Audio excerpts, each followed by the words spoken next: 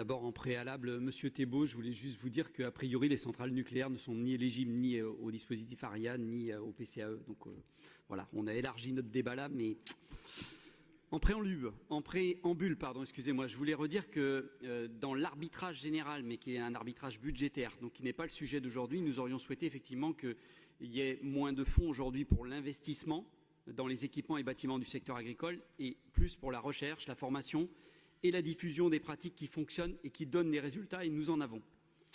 Nous avons vraiment besoin d'un élan local, de favoriser le travail collectif et l'expérimentation locale, car nous n'avons pas le temps, nous n'avons plus le temps, ça a été dit par quelques collègues.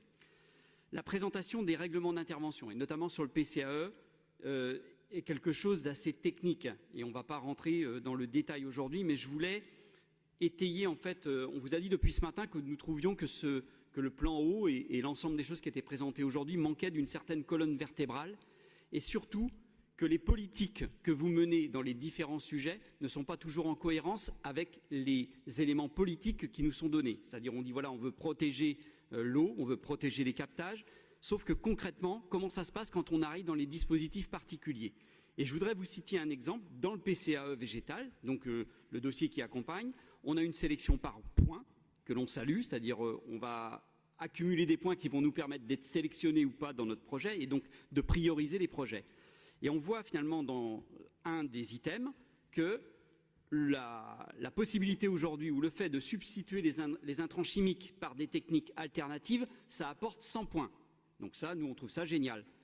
Par contre, on voit à la ligne d'après que soutenir la pulvérisation et l'épandage performant, ça produit 95 points. C'est-à-dire on a 5 points d'écart entre les deux sur 100. Ça veut dire que concrètement, on peut dire que c'est un signal ou c'est un contre-signal. Nous, on considère que c'est un contre-signal et que si effectivement on veut traduire dans nos dispositifs des éléments de politique générale, il faut avoir des choses qui soient beaucoup plus tranchées que ça. Je ne dis pas qu'il ne faut pas aider, je dis qu'il pourrait y avoir 5 points d'écart.